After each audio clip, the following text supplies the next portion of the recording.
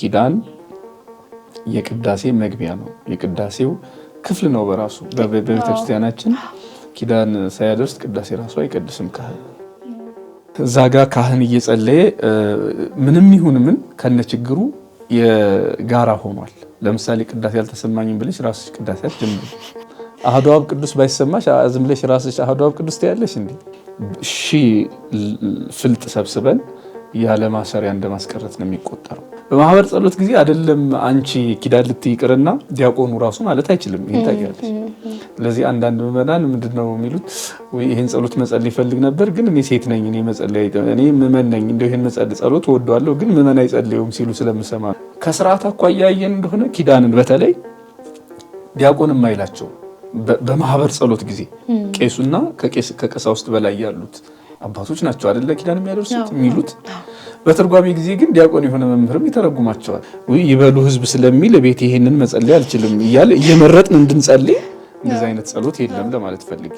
የብሉይ ኪዳን አረቦን ህገ ልቡና ይሆናል። ይሄ ህገ ልቡና ማለት ሰው መጽሐፍ ሳይጻፍለት መምህራን ሳይሾሙለት ሳይማር እንዲሁ በተፈጥሮ እግዚአብሔርን እያመለከ የኖረበት ጊዜ ማለት እንደሆነ ይታወቃል።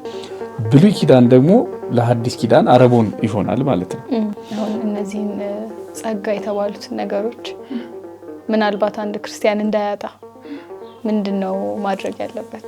ሰዎች ማሰብ ያለባቸው ቆሮንቶስን ነው። እና ቆሮንቶስን አሁን ዲያብሎስ አይወደውም፣ ግን ቆሮንቶስ ድረስ ሄደ እና ለዛ ነው በርገር ኪንግ ያልኩት ዲያብሎስን። ባጭሩ ጨለማው እግዚአብሔርን አለማወቅ ነው፣ ብርሃኑ ደግሞ እግዚአብሔርን ማወቅ ነው። ይሄ ብርሃን ምንጩ ራሱ እግዚአብሔር ነው። ሜቢ አድማጭ ተመልካቾቻችን ባለፈው ክፍል ደግሞ ኪዳንን የሰራላቸው ህግ አውጣልን፣ ህግ አዘጋጅልን አንተ ከሄድክ በኋላ በምን ልንተዳደር ነው በሚል ጥያቄ ነው አስተማራቸው የሚለው ተብለን ነበር። እና ሜቢ አሁን ኪዳንን አሁን ያምልኮ ፒውርሊ እግዚአብሔር የሚመለክበት የሚመሰገንበት የጸሎት ክፍል ነው ብለውናል። እና ህግነቱ የቱ ጋር እንደሆነ ህግነቱ የቱ ጋር እንደሚንጸባረቅ ምናልባት ቢያስረዱን ብዬ ነበረ። ኪዳን ማለት ነው ወይስ ወንጌል?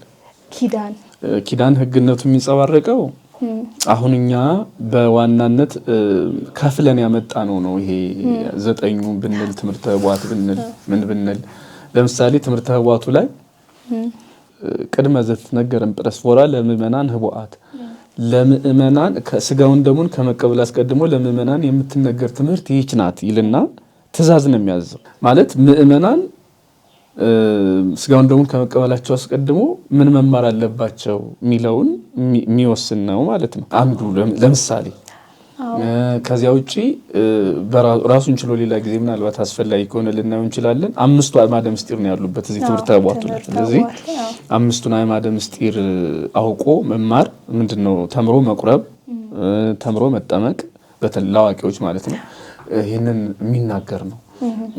በሌላ መልኩ ቅድም እንዳልኩሽ ወደዚህ ያልመጣ ዕለት ዕለት የማንጠቀምበት የማንገለገልበት ስለሆነ ነው እንጂ ቤተክርስቲያን እንዴት እንደሚሰራ፣ ጳጳሳት እንዴት እንደሚሾሙ፣ ካህናት ዲያቆናት እንዴት አሿሿማቸው፣ ቤተክርስቲያን አሰራሯ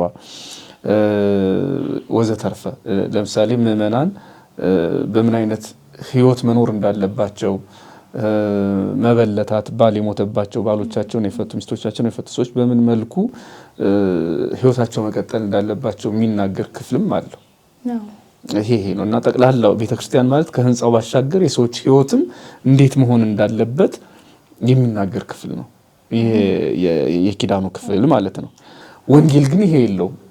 ዋና ትኩረቱ እንደውም ባይገርምሽ የክርስቶስን መላ ህይወቱን እንኳን መተረክ አይደለም፣ ነገረ ስቅለት ላይ ነው ትኩረት የሚያደርገው በዋናነት መከራውን ከዛ ትንሳኤውን በዋናነት ይሄ ከ3 ዓመት በኋላ ያሉት ነገሮች ላይ ነው ትኩረት የሚያደርገው።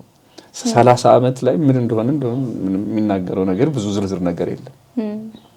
ስለዚህ ይሄ በክርስቶስ ሞት በክርስቶስ አምላክነት ላይ ተመሰረተ ትምህርት ነው። ይሄ 27ቱ የኪዳን መጻሕፍት ወይም ወንጌል። ይሄ ኪዳን አብሮ ያለበት የሥርዓት መጽሐፍ ግን ዝርዝር ነገሩ ይሄ በወንጌል የተሰበሰቡ በክርስቶስ ክርስቲያን የሆኑ ሰዎች ህይወታቸው ምን መምሰል አለበት የሚለውን የሚናገር ነው። አሁን ከህግነቱ ጋር ከአያያዝን አይቀር አሁን ደግሞ በስርዓት በኩል ደግሞ ከሂዳ አሁን በቤተክርስቲያናት ላይ የምናያቸው ነገሮች አሉ። አሁን ለምሳሌ ስርዓት ስለተነሳ ብዬ ነው የኔታ እዚህ ጋር አሁን ህግን አንስተውልናልና ከዚሁ ጋር አያይዘን በስርዓተ ቤተክርስቲያን በኩል ኪዳን ከተጀመረ በኋላ የቤተክርስቲያን ግቢ ውስጥ ማያስገቡ አብያተ ክርስቲያናት አሉና ምናልባት ይሄንን ነገር ለምን እንደዛ እንደሚደረግ ምን ታሳቢ ተደርጎ እንደሚደረግ ወይ እንግዲህ ብናውቅ ብለው የሚያስቡትን ነገር ቢነግሩ። በጠቅላላ በማህበር ጸሎት ጊዜ መንቀሳቀስ አይቻልም፣ አይፈቀድም። በማህበር ጸሎት ጊዜ ማለት የሚጸልየውን ሰው ህሊና ላለመረበሽ ማለት ነው። በመጽሐፍ እኮ የተባለው ለምሳሌ አንተ ግን በምትጸልይበት ጊዜ በርህን ዝጋ የተባለ እኮ ሰይጣን እንዳይገባ አይደለም። ሰይጣን ከፈለገ በየትኛው መስኮት በምንም ነገር ሊኖር ይችላል። በርህን ዝጋ የተባለው ለጊዜው ሰው እየወጣ እየገባ እንዳይረብሽህ ህሊና ተዘክሮተ መስቀልን ተዘክሮተ ክርስቶስን ወይም ደግሞ ተዘክሮተ ሰማይን እንዳያስረሳ ምን ማለት ነው? ይሄ ዲስትራክሽን እንዳይኖር ማለት ነው ባጭሩ። ይሄ ነው የመጀመሪያው ይሄ ነው። በር ሊዘጋ ከቻለ ወይም ደግሞ እንቅስቃሴ አይኖር የሚባለው ይሄ ነው። ነገር ግን እንደ ሁኔታው ደግሞ ከስርዓት ሰፋ ሲል እንደ ሁኔታው ሊለያይ ይችላል። ለምሳሌ አርፍደው የሚመጡ ሰዎች ይኖራሉ። እነሱ ጠጋ ብለው ባሉበት ቦታ እንዲቆሙ የሚፈቀድበት ሁኔታ ሊፈጠር ይችላል። ያ ማለት ግን በዋናነት እንዳልኩት በጸሎት ጊዜ በተለይ በኪዳን የከበረ ጸሎት ነው። ለጸሎቱ ክብር ሲባል ለቅዳሴውም ክብር ሲባል አንዳንዴ በቅዳሴም ጊዜ በኪዳንም ጊዜ እንቅስቃሴዎች አይፈቀዱም። የተፈቀደላቸው ሰዎች ግን ይኖራሉ። ያው እንደሚታወቀው አሁንም ደግሞ በርቀት በሀገር ርቀት ምክንያት እና በደዌ ምክንያት በልዩ ልዩ ችግሮች አሳማኝ የሆኑ ክርስቲያናዊ ችግሮች አሉ፣ ወይም ሰዋዊ ችግሮች ይኖራሉ። በዚያ ጊዜ ካህናቱ ይሄንን የሚያስተባብሩ ሰዎች የክርስቲያኖችን ችግር ታሳቢ ያደረገ ስርዓት ሊሰሩ ይችላሉ። ግን የሚከለከልበት ዋና ምክንያት ይሄ ነው። ሁሉም ሰው በተመስጦ ነው መጸለይ ያለበት እንጂ ማን ወጣ ማን ገባ እያለ ማሰብ የለበትም። ሊነውም ለመበተን ሰበብ መስጠት ራሱ ለዚያ ነው። መልካም ነው። እና ከዚሁ ጋር ያይዘን ደግሞ የኔታ በአብዛኛው ኪዳን አድርሰህ የትም ድረስ የሚባል ብሂል አለ በሀገራችን። እሱ በጣም አስደናቂ ነው። ኪዳን አድርስ የትም ድረስ የት ነው የሚደርሰው የሚለው ነገር በራሱ አንድ ነገር ነው። ሁለተኛ ደግሞ እውነት ለመናገር ሰው ከቻለ መቁረብ ካልቻለ ማስቀደስ ነው እንጂ ያለበት በጣም አስቸኳይ ወይም ደግሞ በጣም አንገብጋቢ የሚባል ጉዳይ ካልገጠመው በስተቀር ሰው ማስቀደስ ነው ያለበት። ያ ማለት ነው ኪዳን ማለት ለቅዳሴው መግቢያ ወይም ደግሞ ቅዳሴውን ለመፈጸም መንደርደሪያ በር ነው። ሰው እጁን ታጥቦ ሳህን አስቀርቦ መሶብ አስቀርቦ ወደ ምግብ ነው አይደል የሚሄደው። እጅ ከታጠብን በኋላ መሶቡ ከቀረበ በኋላ ሰው አመሰግናለሁ ብሎ ይወጣል እንዲህ ሳይበላ። ያ ማለት እጅ እንደዛ ከሆነ ደግሞ እጁን መታጠብም መሶብ መቅረብ የለበትም። ባልበላም ዝም ብዬ እንዲሁ ምንድነው እኛ ሀገር ቡና ባንጠጣም ይስተተኝ የሚል ሰው አለ። ልክ እንደ ቡና ሽታ ኪዳንን አሽትተን የምንሄድበት ምንም ክርስቲያናዊ ስርዓት የለም። እንዳልኩት በጣም አንገብጋቢ ጉዳይ ያላቸውን ሰዎች ግን ቤተክርስቲያን መቼስ ሸካራ ቀንበር ጭና በግድ እንደው እየተሳቀቃችሁ እዚያ ጉዳይ ላይ ልባችሁ ሄዱ እንደዚህ የሆነ እንደዚህ አትልም። ግን ደግሞ ግር ብሎ መውጣት በጣም ከባዱ ነገር ነው እና ቤተክርስቲያን ለቅዳሴ መግቢያ በር አድርጋ የምትጠቀመው ይሄንን ኪዳን ምዕመናን ቅዳሴ ምንድነው ኪዳን አድርስ የትም ድረስ ምናልባት ፍልጥ ሰብስበን ያለ ማሰሪያ እንደማስቀረት ነው የሚቆጠረው። ኪዳን የቅዳሴ መግቢያ ነው፣ የቅዳሴው ክፍል ነው በራሱ። በቤተክርስቲያናችን ኪዳን ሳያደርስ ቅዳሴ ራሱ አይቀድስም ካህን። መጀመሪያ ኪዳን አድርሶ ከዚያ በኋላ ነው ቅዳሴ። አንዳንድ አብያተ ክርስቲያናት ይህንን በህግ በስርዓት ይፈጽሙታል። ለምሳሌ እኛ ቤተክርስቲያን እንግዳ እንኳን ቢሆን አንዳንድ ቦታ ለእንግድነቱ በቃ ዝም ብሎ ይቀድስ ይባላል። እኛ ግን አንድ ሁለቴ አይቻለሁ ኪዳን ስላላደረሱ በቃ አይቀድሱም ተብለዋል። እና እውነተኛው ስርዓት እንደዚህ ነው ለማለት ነው። ምናልባት ወደ ኪዳኑ አሁን ቅድም ካነሱልን ከኪዳናቱ ይዘት ጋር ብንነሳ የሌሊት አሁን 3 ካህናት ነው የሚሉት ብለውን አልነበረ? ሁለተኛው ካህን የሚለው ላይ ከደገኛው ክብር አስቀድሞ የአረቦኑን ክብር የሰጠህን ሲል አረቦን አድርጎ የሰጠን ምንን ነው? አረቦን የሚባል ማለት የመጀመሪያ ማለት ነው። እና አምላካችን መድኃኒታችን ኢየሱስ ክርስቶስ የአረቦኑን ማለት የመጀመሪያውን የሰጠን። የመጀመሪያው የሚባለው ለምሳሌ ትምህርቱ የሐዲስ ኪዳን ትምህርት፣ ከዛ ደግሞ በትምህርት የምናገኘው ወይም ደግሞ በወንጌል የምናገኘው ልጅነት፣ እንደገና ደግሞ ከልጅነት በኋላ ዋና የምንለው መጨረሻው ምንድነው? መንግስተ ሰማያት መግባት። ያሱ በቃ ፍጻሜያችን ነው ማለት ሰው እዚህ ምድር ላይ ሰው ልጅነት ካገኘ በኋላ ሊያጣው ይችላል። እዚህ ምድር ላይ ሰው እምነቱን ካገኘ በኋላ አሁን እምነት በራሱ ክርስቶስን አምላክ ብሎ ማመን፣ ክርስቶስን ፈጣሪ ብሎ ማመን አረቦን ነው። ወይም የመጀመሪያ ክብራችን የመጀመሪያ ሀብታችን ነው ልጅነት ማግኘት በጥምቀት በስጋውና በደሙ። አሁን ጥምቀት ስጋውና ደሙ ለኛ አረቦናችን ነው። ወንጌል ክርስቶስ ለኛ አረቦናችን ነው። ፍጻሜው ደግሞ መንግስተ ሰማያት ቴዎሲስ እዚህም አለ። ህብረት ከእግዚአብሔር ጋር አንድ ሆኖ መኖር እዚህም አለ። እዚህ ግን ልንለይ እንችላለን። ቅድም እንዳልኩት ልጅነት ካገኘን በኋላ ልጅነት ልናጣ እንችላለን። ካመን በኋላ እምነታችንን ልንጥለው እንችላለን። እዚህ ምድር ላይ ወንጌልንም ክርስትናን ሁሉንም ነገር ሰዎች ጥለው ወደ ጨለማ ሊሄዱ ይችላሉ። በመንግስተ ሰማያት ግን እንግዲህ ገብቶ መውጣት አግኝቶ ማጣት የለም። ስለዚህ አረቦን የምንለው ይሄን በምድር ላይ ያለውን ጊዜያዊውን ነገር ወደ መንግስተ ሰማያት የሚያደርሰንን ጸጋ ነው አረቦን የምንለው። ባጭሩ ሲገለጥ ወደ መንግስተ ሰማያት የሚያደርሰንን በምድር ላይ ያገኘነውን ክርስቲያናዊ ጸጋ ነው አረቦን የምንለው ጠቅለል ብሎ ሲገለጥ ማለት ነው። አሁን እነዚህን ጸጋ የተባሉትን ነገሮች ምናልባት አንድ ክርስቲያን እንዳያጣ ምንድነው ማድረግ ያለበት? በእምነቱም በምግባሩም ጸንቶ መኖር ግን ጽናት ነው። ግን አሁን ለምሳሌ እምነትም ደግሞ ሃይማኖት እዚህ ትምህርተ ህቡዓት ላይ ሃይማኖት የእግዚአብሔር ገንዘብ መሆኗን እና ደግሞ ያንን ነገር የእግዚአብሔር ገንዘብ ከሆነች ታዲያ የኛ መጽናት እንደ ሱታፌ ነው የሚሆነው ከእግዚአብሔር ጸጋ ባሻገር፣ ወይስ ደግሞ እኛም እንደዚህ ቢደረግ የምንባለው ነገር አለ? ማለትም ምንድነው እዚህ ሆነን ልናጣው እንችላለን፣ እምነታችንን ልንጥለው እንችላለን፣ ምግባራችንን ልንተው እንችላለን። ያንን ነገር ግን አረቦናችንን ከተውን አረቦንን እንደማስያዣ የሚታይበትም ጊዜ አለ ይመስለኛል። እና እሱን ከተውን ዋነኛው ደገኛውን ትልቁን መንግስተ ሰማያትን ክርስቶስን እናጣዋለን ነው መጨረሻ ላይ ማግኘቶ ማጣት ካገኙ ማጣት የሌለበትን ቦታ ማለት ነው። ስለዛ ያንን ነገር እንዳናጣ አሁን ራሱ ምንድነው ምድር ላይ እንደ ጸጋ የተሰጡንን ነገሮች እምነታችንን ሃይማኖታችንን እንድናጸና አሁን ምንድነው እንደ ክርስቲያን ማድረግ ያለብን የሚለውን ነገር ነው የኔ ጥያቄ። ኦኬ እሺ፣ ምናልባት ይሄ ጥያቄ አረቦን እንደገመን እንግዲያው እንድናብራራው እያረገኝ ነው። አረቦን ከዚህ በክርስትና ህይወት ውስጥ ከምንኖረው ጸጋ ለመንግስተ ሰማያት እስክንገባ ድረስ ያለው ጸጋ ነው ብያለሁ አይደል? ዋናው ገነት ምንድነው መንግስተ ሰማያት ገብቶ መኖር ነው የአረቦኑ ፍጻሜ። ግን ደግሞ ሌላም አለው። ለምሳሌ የብሉይ ኪዳን አረቦን ህገ ልቡና ይሆናል። ይሄ ህገ ልቡና ማለት ሰው መጽሐፍ ሳይጻፍለት መምህራን ሳይሾሙለት ሳይማር እንዲሁ በተፈጥሮ እግዚአብሔርን እያመለከ የኖረበት ጊዜ ማለት እንደሆነ ይታወቃል። እሱ ለብሉይ ኪዳኑ ህግ ከመጣ በኋላ ሙሴ መጽሐፍ ከጻፈ በኋላ መምህራን ከተሾሙ በኋላ አረቦን ይባላል።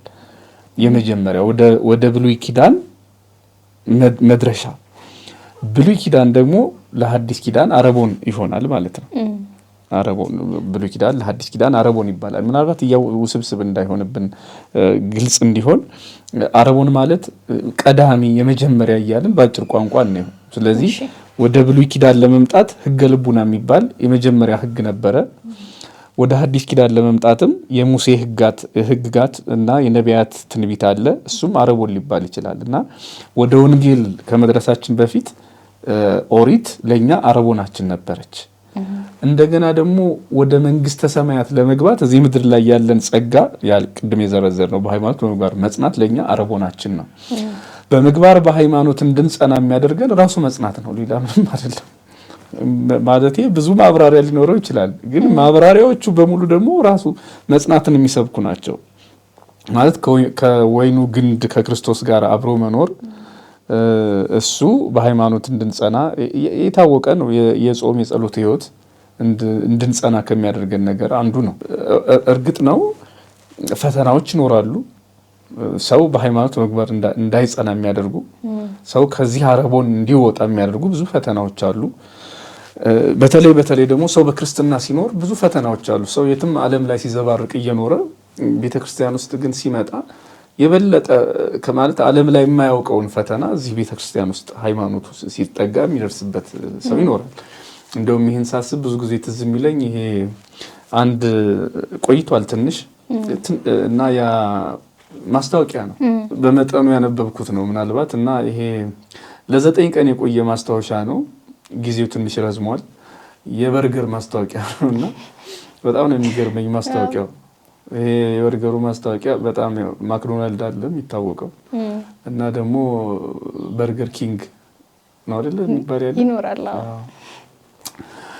እና ይሄ የማክዶናልድ ያው ታዋቂ ነው በርገሩ እና ይሄ በርገር ኪንግ የሚባለው ደግሞ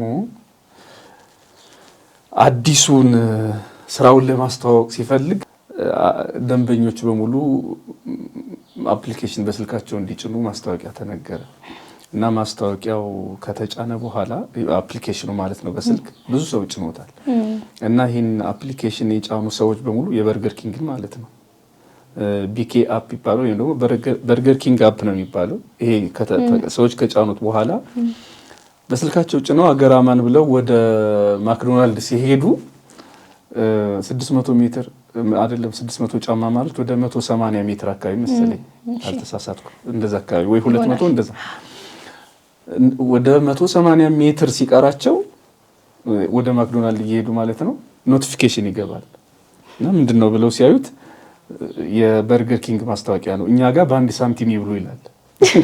በአንድ ሳንቲም በጣም ትልቅ ዋፐር የሚባለው የነሱን በርገር ማለት ነው በጣም ጣፋጭ እሱን በርገር እንዲበሉ ማስታወቂያ ይመጣላቸዋል እና በጣም የሚገርመኝ ምኑ ነው የትም ቦታ ቢሄዱ ዝም ነው የሚላቸው። አሁን ረሃብ አምሮት ምናምን ሊጫወትባቸው ሁሉ ይችላል። እሱ አላማው ወደ ማክዶናልድ የሚሄዱ ሰዎች ወደ እሱ እንዲመጡ ነውና በጣም የሚገርመኝ ሌላው አሁን ይሄ ሰዎችን መጥቀም ነው።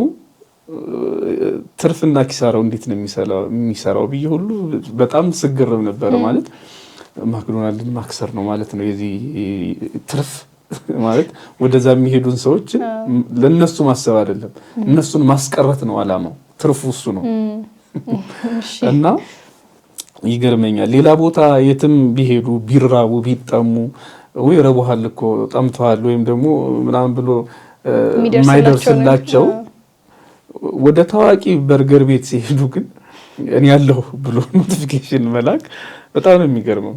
እና የሱ ትርፍ ያኛውን በማክሰር ላይ ተመሰረተ ይሆናል እና ይህ አሁን ወደኛ ሳስበው ኦኬ ሰዎች ለካ ዲያብሎስም እንዲሆን እንደሚሰራ ብያሰብኩ። ማለት ወደ ቤተክርስቲያን ሲመጡ ሰዎች ሌላ የትም ቦታ ዓለም ላይ እንደፈለገ ሲኖሩ ዝም ብሎ ይኖርና ሰዎች መንፈሳዊ ህይወትን ሲጀምሩት ሰው ወደ ቤተክርስቲያን ክርስቲያናዊ ህይወት ክርስቲያናዊ ስነ ምግባር ሲጀምሩት ግን የማያውቁትን ነገር ጭራሽ አለ ብለው የማይገምቱት ነገር በማሳሰብ ከቤተክርስቲያን እንዲርቁ ማድረግ ሰዎች በዓለም ላይ እየኖሩ ምናልባት መንፈሳዊ ህይወት ላይ ምንም አይነት ብዙ መሰናክል ላያውቁ ይችላሉ።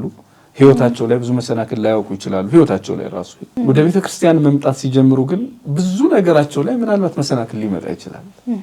እንዲህ ዓለም ላይ ስኖር ያላየሁት መሰናክል እንዴት ቤተክርስቲያን ሊመጣ ቻለ ብለው ሰዎች እንደ መሰናክል ሊቆጥሩት ይችላሉና አንዳንዴ ይሄንን ሳስብ ምንድነው ሰዎች ማሰብ ያለባቸው ቆሮንቶስን ነው። ቆሮንቶስ አሁን አንቺ እንዴት እናሸንፈው ላልሽው ማለት ነው መልሱ ቆሮንቶስ ኢየሱስ ክርስቶስ 30 ዓመት ሲኖር ወደ ቆሮንቶስ ከመሄዱ አስቀድሞ በስጋ 30 ዓመት ሲኖር ሰይጣን በግላጭ ወርቅና ብር ምናምን ይዞ ሄዶ ክርስቶስን አልፈተነው።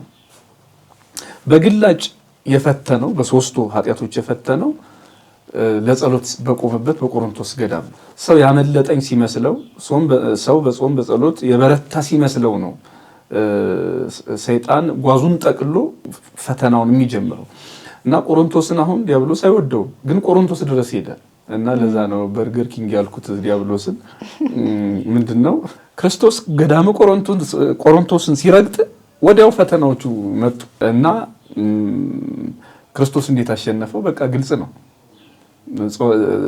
በፈተና ምክንያት ጸሎቱን አላቋረጠም፣ ተፈትኗል፣ በስጋ ተርቧል። እንደኛ ፍጹም ረሃብ እውነተኛ ረሃብ ነው የተራበ፣ አላቋረጠም። ፍጹም ድካም ደክሟል እንደኛ፣ በድካም ምክንያት አልዛለም እና ይሄ ጸሎቱ ለኛ አራያ ለመሆን ነው፣ ብርታቱም አራያ ለመሆን ነው።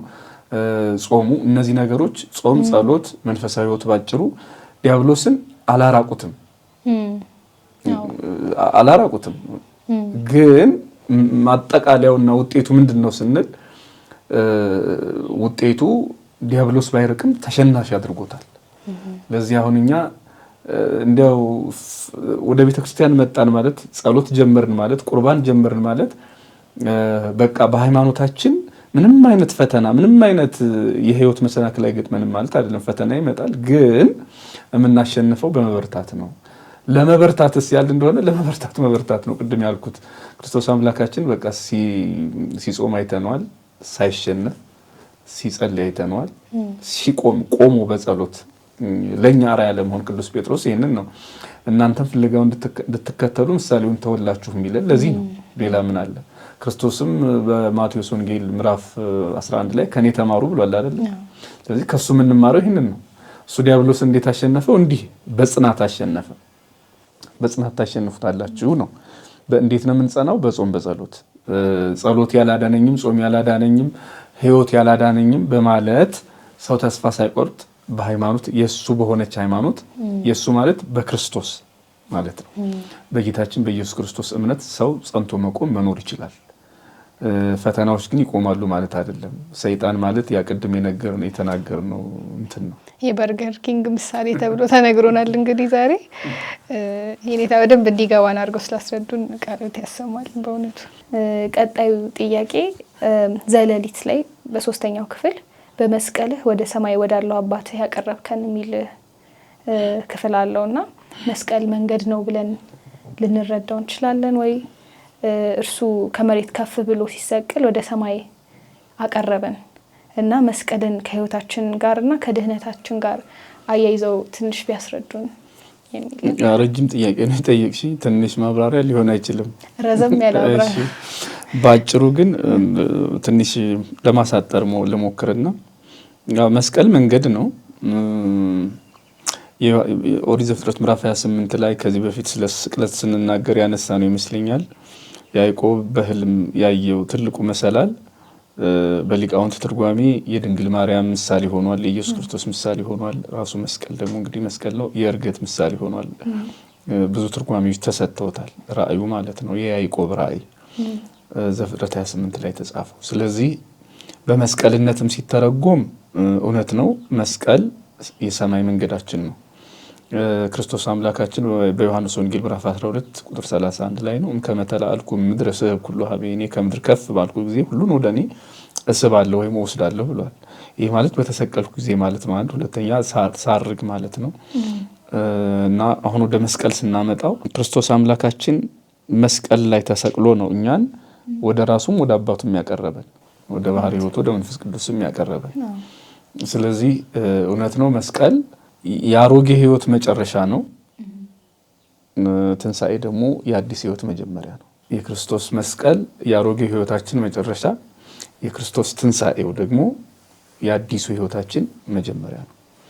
ይሄ ማለት ነው መድኃኒታችን ኢየሱስ ክርስቶስ መስቀሉ ዛሬም ድረስ መስቀል ሲባል መቼስ ይሄ ዕፀ መስቀሉ ብቻ እንዳልሆነ ግልጽ ነው። እሱ ብቻ አይደለም መስቀል የምንለው።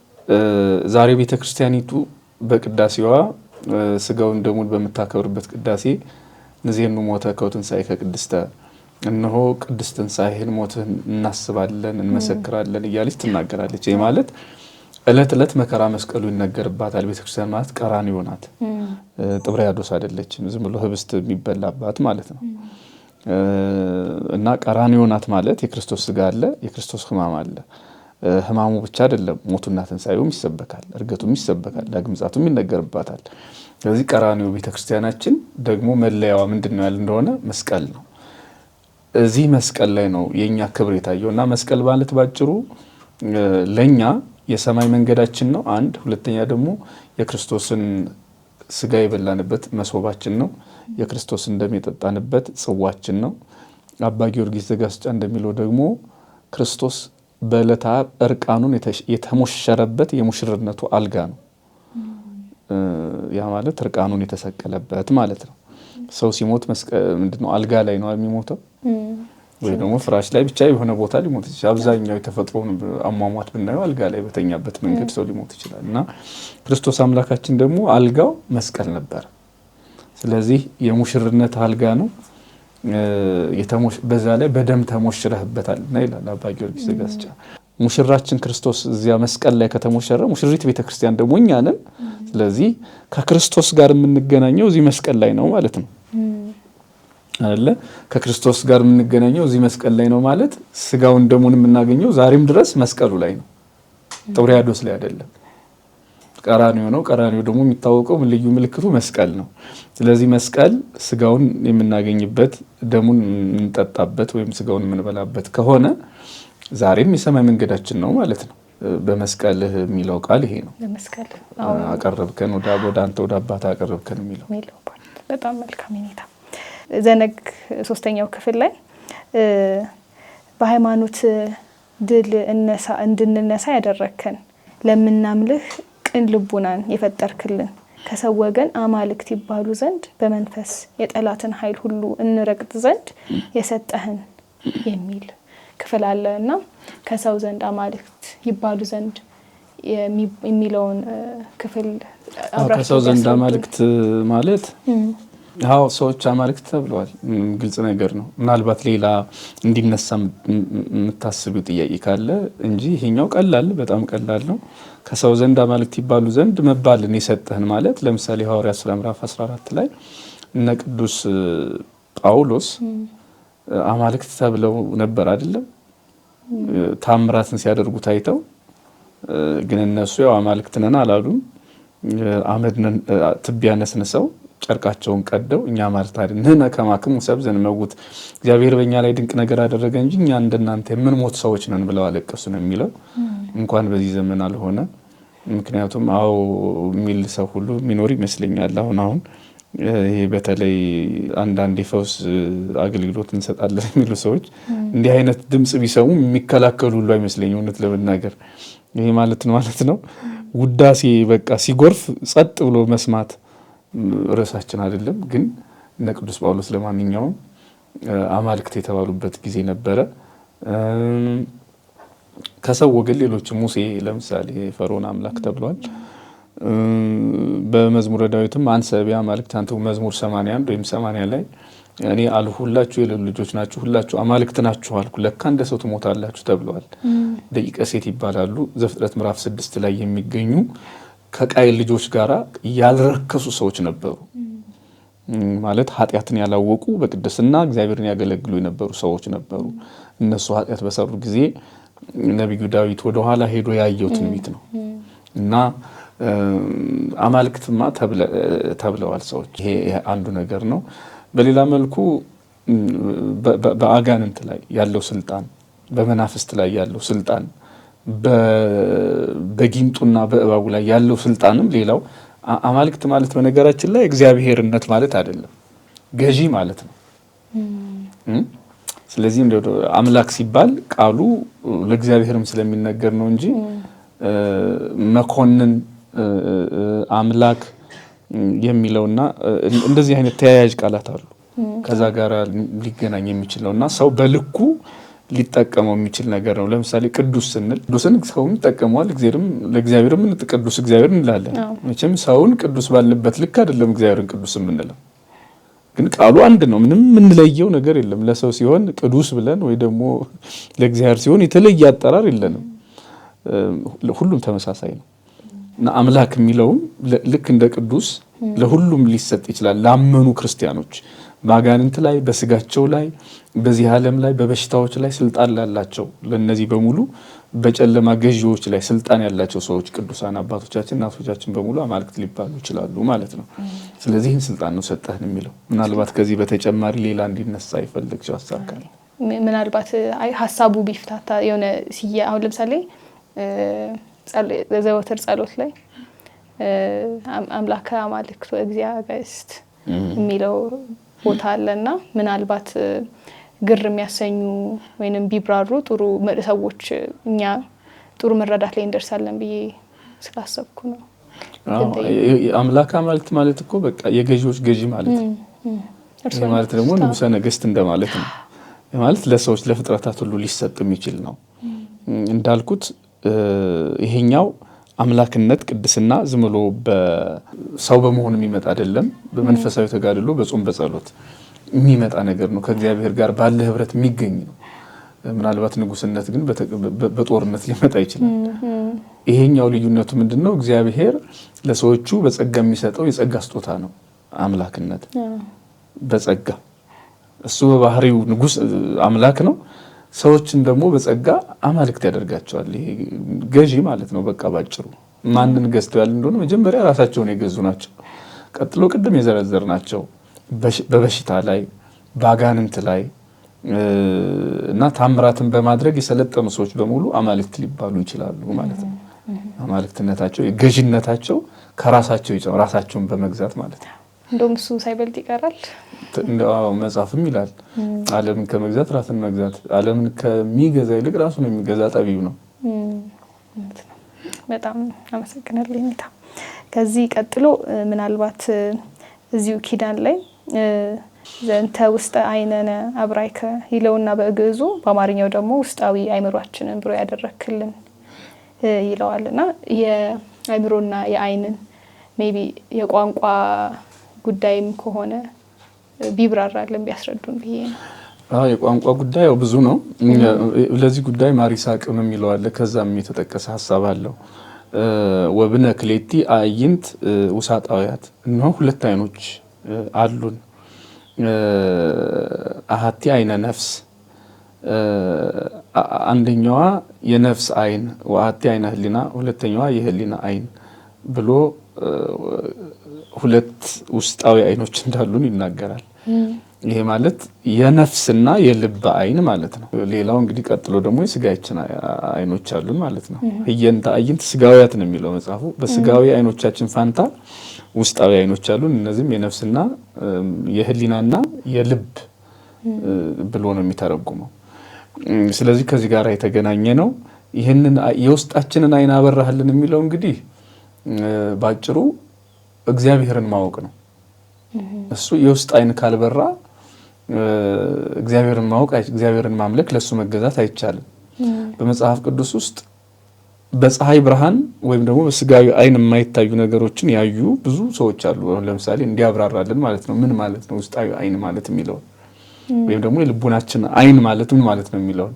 ለምሳሌ በሶሪያና በእስራኤል ጦርነት ጊዜ ማለት የሶሪያ ንጉስ እስራኤልን እያወከ በነበረበት ጊዜ ኤልሳ ነበረ በአንድ ወቅት እና የሶሪያ ወታደሮች መተው ባስደነገጧቸው ጊዜ የኤልሳ ደቀ መዝሙር ፈርቶ ተረብሾ ነበር።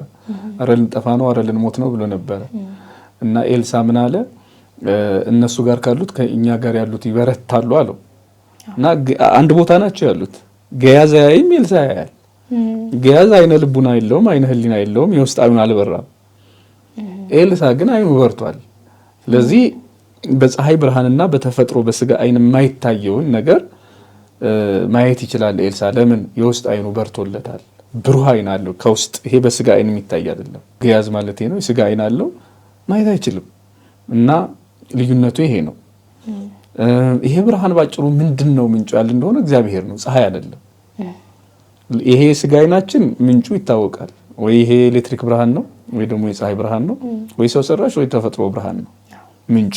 የልብ ዓይን የሚባለው ደግሞ የውስጥ ዓይን የሚባለው ግን ምንጩ ራሱ እግዚአብሔር ነው በቀጥታ። ይሄ ፍጥረቱ አይደለም። ይሄ ማለት ለምሳሌ ቅዱሳን መላእክት መቼ እግዚአብሔርን አመሰግኑ ቤተክርስቲያናችን ትምህርት ለይኩን ብርሃን ብሎ ብርሃን ባሳያቸው ጊዜ እዚያ ቤተክርስቲያናችን መጽሐፍ ወዝንቱ ብርሃን ኮኖሙ ጥበበ ወአእምሮ፣ ያ ብርሃን ዕውቀትና ጥበብ ሆነላቸው። ፈጣሪያቸው ማን እንደሆነ ለመመራመር በቁ፣ ማወቅም ቻሉ። እዚያም ያው ልክ አይነ ልቡናቸው የታወረ ፍጥረታት እንዳሉ ማለት ነው ዲያብሎስና ሰራዊቱ። ይሄ ሳይረሳ ቅዱሳን መላእክት አምላካቸውን ያወቁት በዚህ ብርሃን ነው። ቅዱስ ቅዱስ ብለው ያመሰገኑት በዚህ ብርሃን ነው። አንድ ሁለተኛ በጣም አስደናቂ ብርሃን እንደሆነ የምናውቀው በደብረ ታቦር ነው። ደብረ ታቦር ላይ ሁሉም እኮ ወድቀዋል። የሚበዘብዝ ብርሃን ነው። ይሄ የነፍስ ብርሃን ይባላል። የነፍስ ብርሃን የነፍስ ብርሃን ማለት ከእግዚአብሔር የተገኘ ያልተፈጠረ ብርሃን። እሺ ያልተፈጠረ ብርሃን ነው። ብርሃን ዘእም ብርሃን ሲለው ታዲያ ያልተፈጠረ ብርሃን ማለት ራሱ እሱ የሱ ብርሃን እኮ ነው። የሱ ዕውቀት እኮ ነው ብርሃን የሚሆነው። ምንም ብለን ልንገልጠው ምንም ብለን ልናብራራው አንችልም። አሁን ክርስቶስ ልብሱ እንደ በረዶ ነጭ ሆነ። እንደውም ከዛ ቅዱስ ያሬድ ዘይክል ማሐፒል አጻይዶት በምድር ላይ ሳሙና እንኳን እንደዛ አያጸዳም ብሎ የተናገረ ልብሱ ነጭ ሆነ ነው የሚለው። ያ ነጭነት እና አይን የሚበዘብዘው ብርሃን ከባህሪው የተገኘ ነው፣ የተፈጠረ ብርሃን አይደለም። ያን የክርስቶስን ባህሪያዊ ብርሃን ሰዎች በጸጋ ይወስዱትና እናንተ የዓለም ብርሃን ናችሁ ይባላሉ። የዓለም ብርሃን ማለት እነሱ መቼስ ኤሌክትሪክ አይደሉም። እነሱ ፀሐይ፣ ጨረቃ፣ ከዋክብት አይደሉም። የዓለም ብርሃን ማለት እኮ በትምህርታቸው ነው አይደለም? ትምህርታቸው ብርሃን ይሆናል። አንድ አይነ ልቡናን የሚያበራ የክርስቶስ ማዳን የክርስቶስ ጸጋ እነሱ አምላክነቱ ጌትነቱ እነሱ ውስጥ ካለ እነሱ ላይ ያደረባቸውን ያን ጸጋ ለሰው ሲሰጡ አይነ ልብን ያበራሉ፣ አይነ ስጋንም ያበራሉ። እና ያ ደብረ ብርሃን ላይ ምንድነው ደብረ ታቦር ላይ ያየነው ብርሃን ነው ለሰዎች በጸጋ የሚሰጥ ማለት ነው ባጭሩ። እና እሱን ሁሉ የሚያመለክት ነው። የህሊናችንን አይን አበራሃልን ወይም ወጽልመተ ህሊናነ በዘዚያ ካይምሮ ያንተ የህሊናችንን ጨለማ በአንተ ዕውቀት አራክልን የሚልም አለው። ባጭሩ ጨለማው እግዚአብሔርን አለማወቅ ነው፣ ብርሃኑ ደግሞ እግዚአብሔርን ማወቅ ነው። ይሄ ብርሃን ምንጩ ራሱ እግዚአብሔር ነው። ቅዱሳን አባቶቻችን ሲበቁ እዚህ ብርሃን ላይ ነው የሚደርሱት። ለምሳሌ ጨለማን አይጋርዳቸው፣ ጨለማን እንዲሁ እንደ ብርሃን ነው የሚያዩት። ከ10 ማዕርጋት አሉ። ለምሳሌ ቅድም ኤልሳን ጠቅሻለሁ ከመጽሐፍ ቅዱስ የማይታዩ ነገሮችን ሁሉ ማየት የሚደርሱበት። ለምሳሌ እኛ ይህ እንኳን ተራ ምሳሌ ነው የሚሆን ቢቀር ይቻላል፣ ግን እንዲሁ ከሚቀር ለምሳሌ እኛ እንኳን ዝም ብለን በተራው አይናችን እጃችን ላይ ምን እንዳለ ዝም ብለን ብናይ ምናልባት ምግብ መብላት እንፈራ ይሆናል አይደለ? ቢታየን ሁሉ ነገር ቢታየን እርግጠኛ ነን እንፈራለን። ልብሶቻችንን መልበስ በጣም ነው የሚያስፈራ። አንዳንዴ ለበጎ ማናያቸው ነገሮች አሉ ማለት ነው። አባቶቻችንስ ያልሽ እንደሆነ ይሄ ማጉሊያ ምናምን ምንም ሳይጠቀሙ ይሄ ዓለሙ በመሳሪያ የሚያያቸውን ነገሮች የማያያቸውንም ነገሮች ማየት ማለት ነው። ብርሃን ማለት ይሄ ነው። ያልተፈጠረ ብርሃን ያልኩት እሱ ነው። ቃልዎት ያሰማልን በእውነቱ። ግን እርስዎ በስለዚህ ኪዳን ከተነሳ አይቀር ይሄን ማወቅ አለባችሁ በእውነቱ የሚሉን ነገር ካለ ጸሎቱን ማን ነው መጸለይ ያለበት የሚለውን ነገር ባነሳው። ኪዳን እውነት ነው። ቤተክርስቲያን ሲሆን ይበሉ ህዝቡ ይበሉ፣ ዲያቆኑ ይሄን ይበል፣ ካህኑ ይሄን ይበል እየተባለ ይተከፋፈላሉ። እና አንዳንድ ጊዜ ምንድነው የምሰማው አንዲት ሴት አሁን ለምሳሌ ይሄን ኪዳን መጸለይ ትችላለች አትችልም ይላል። ቤተክርስቲያን ከሆነ አትችልም ማለት የህብረት ጸሎት ነው። የህብረቱን ጸሎት ለግሏ ማድረግ አትችልም፣ በጋራ ይጸልያል። ከዛ ደግሞ ቄሱ ቅዱስ ሲል አብራ ቅዱስ ማለት አትችልም። እግዚአብሔር ብሎ ግን ጸጋውን ተሰጥቶን መቀበል ይቻላል፣ ይበሉ ህዝብ በሚለው ፋንታ ማለት ነው። ምናልባት ከዚህ ጋር መጠየቅ የምፈልገው አሁን ለምሳሌ ኪዳን ሰዓት ላይ በውስጥ እየተባለ በማይሰማ ሁኔታ ኪያ ከምትባለው ፓርት ብቻ የሚባል የሚመስልበት ጊዜ አለ። አሁን ለምሳሌ አሁን የሌሊቱ ከተባለ በኋላ ሶስቱን ካህናቱ ሲሉ ይታደላል እዛው እነሱ ይላሉ። እኛም ምእመናንን የምንሰማው ደግሞ ዝም ብለን ኪያ ሳንሰማ ማለታችን አግባብ ነው ወይ ነው? አዎ አይ እንትን አሁን በአብዛኛው ሰው ራሱ ኪዳን የሚመስለው እሱ ነው። በመሀል ራሱ ጮክ ተብሎ የሚነበብበት ጊዜ ከተፈጠረ ጥያቄው ምንድነው? አሁን ገብቶኛል። አሁን እንደዛ ጥያቄው ምንድነው? በማህበር ጸሎት ማለት አይቻልም የተባለው ጋር ማለት ነው። ባጭሩ ኪዳን የሚደረሰው በቤተ ክርስቲያን ውስጥ ኪዳን የሚደረሰው በጋራ ነው። የጋራ የማህበር ጸሎት ነው ዋናው። ነገር ግን አንዳንዴ ምናልባት ለሰዓት ቁጠባ ሲባል ቀስ ብለው ራሳቸው ሊጨርሱት ይችላሉ። ያኔ እነሱ ከፍ አድርገው ካህናቱ ከፍ አድርገው ከቻሉ በአማርኛ ሰው በሚሰማው ቋንቋ ማለት ነው፣ ካልሆነ በግዕዙ ሰው እየሰማው ተሰጥኦውን አብሮ እንዲቀበል ማድረግ ግዴታ ነው። ሲጀመር ኪዳን ህዝብና ካህናት ዲያቆናት እየተቀባበሉ የሚሉት ነው። በስሪቱ ብቻቸውን የሚሉት አይደለም። ስለዚህ በማህበር ጸሎት ጊዜ ኪዳኑን መስማት ወይም ማሰማት ግዴታ ይሆናል ማለት ነው። ማይክ የምንጠቀመው አንዳንዴ ለዚህ ነው፣ ከብዛታችን አንጻር ተደራሽ እንድንሆን ማለት ነው እንጂ እግዚአብሔር እንዲሰማን አይደለም። እርስ በርስ እንድንሰማማ ነው ማይክ የምንጠቀመው። ስለዚህ የኛ ድርሻ ምን እንደሆነ ያልሽው ኪያከም እግዚአብሔር ብለን እንደምሳሌ ቅዱስ ሲባል እግዚአብሔር ብለን አብረን እንደ ህዝብ ተሰጥኦ እንድንቀበል ማለት ነው። ስለዚህ በዚያ ጊዜ እንደው ምናልባት አስቸኳይ ሁኔታ እየገጠማቸው ካልሆነ በስተቀር ህዝቡ እየተሳተፈ ነው ያ ኪዳን መድረስ ያለበት ማለት ነው። ካህናት አባቶቻችን እዛ ጋር ካህን እየጸለየ ምንም ይሁን ምን ከነችግሩ የጋራ ሆኗል። ለምሳሌ ቅዳሴ ያልተሰማኝም ብለሽ ራስሽ ቅዳሴ አትጀምሪ። አሐዱ አብ ቅዱስ ባይሰማሽ ዝም ብለሽ ራስሽ አሐዱ አብ ቅዱስ ትያለሽ እንዴ? ኦልሬዲ በጋራ ሆኗል። የማህበር ጸሎት ነው። እዛ ጋር ስንቆም የማህበር ጸሎት ነው። ካህናቱ ኪዳን በሚያደርሱበት በዚያ ሰዓት ነው እየተናገርኩ ያለሁት። ከዚያ ወጥተሽ ግን ከማህበሩ ጸሎት ከወጣም በኋላ ምንም ይሁንም የማህበሩ ጸሎት ካለቀ በኋላ ግን ራስሽ ማትጸልይበት ምክንያት የለም ለማለት ፈልጌ ነው። ይሄ ክልከላ ያለው በማህበር ጸሎት ጊዜ ነው። በማህበር ጸሎት ጊዜ አይደለም አንቺ ኪዳን ልትይቅርና ዲያቆኑ ራሱ ማለት አይችልም። ይሄን ታውቂያለሽ። ስለዚህ አንዳንድ ምዕመናን ምንድነው የሚሉት? ወይ ይሄን ጸሎት መጸለይ ይፈልግ ነበር ግን እኔ ሴት ነኝ፣ እኔ ምዕመን ነኝ፣ እንደው ይሄን ጸሎት ወደዋለሁ ግን ምዕመን አይጸልዩም ሲሉ ስለምሰማ ነው ይሄን ብለው። ቤተክርስቲያን ውስጥ ከሚጸልዩ ጸሎቶች ማንም ማለት ይሄንን አትጸልይ ይሄንን ጸልይ የሚል ነገር የለም። ዋናው መሰረታዊ ምንድነው ያለ እንደሆነ ሁኔታና ቦታ ነው እንዳንጸልይ የሚያደርገን። ሁኔታ ቦታ ማለት ነው። ለምሳሌ ቅዳሴ ጸሎት፣ ቅዳሴ ምንም የሚከብር ስጋና ደም በሌለበት ቦታ እዚያ ላይ መቼም ይሄ መደበኛውን ቅዳሴ ነው ቤቴ ላድርሰው አትይም። ግን ቤትሽ የእመቤታችንን ቅዳሴ ልጸልይ ብትይ ምንድነው ኃጢአት ሊሆንብሽ አይችልም።